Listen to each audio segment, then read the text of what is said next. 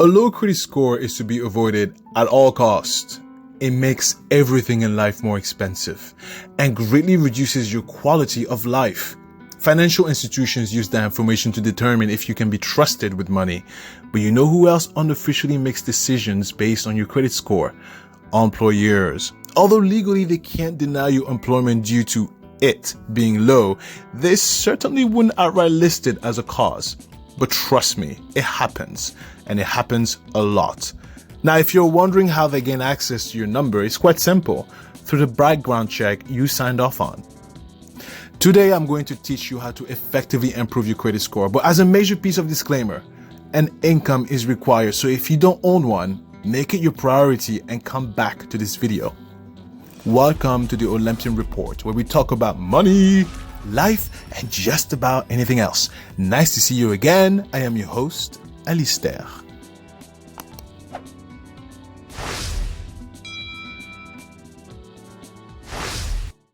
One, how bad is it? Before making any changes in life, you need to see and understand where you stand. Face the mirror, turn on the lights, and look. No, rather stare and analyze. How much do you make a month? How much do you spend a month? How much credit card debt do you carry? What are your delinquencies? How much interest is on each individual distinct debt, if any? You need to know exactly to the cent how deep in the hole you are and who you owe money to, because that matters. We made a video about 3 steps to budget and start investing. Check it out by clicking the link at the top right corner. 2. Settle your delinquent accounts. Payment history accounts for 35% of your FICO score. That's a lot. Thus, the fewer negative marks you have, the better.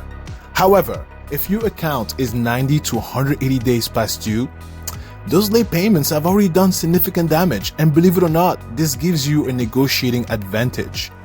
Make no mistake, you need that account closed, and the only way to do it is to pay back what you owe. Call the collection agency and ask to settle the account for less than what you owe. Remember, at that point, you hold an advantage. You get to pick the amount depending on the financial analysis you made based on your budget. Then establish a structured debt payment for that new balance and honor it at all costs. But, major buts, as with all negotiations, they will rebuttal your offer. Just don't accept anything more than what your budget allows. Otherwise, you won't be able to afford it and you get back to square one, worse off. 3. Debt consolidation or not? I don't know. Short answer, it depends. Remember, where we talked about knowing where you are? Well, debt consolidation depends on the interest on your loans, how many loans you're carrying. It also depends on what your budget says, because debt consolidation isn't free, despite the apparent savings you might make. Further, you may end up paying more in interest in the long term, and if you miss a payment, it will obliterate your already fragile credit. That being said, here is how it can also help.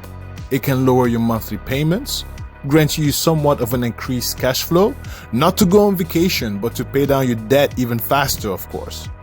It streamlines your debt and improves clarity of focus. It will improve your credit score long term despite a sharp short-term dip.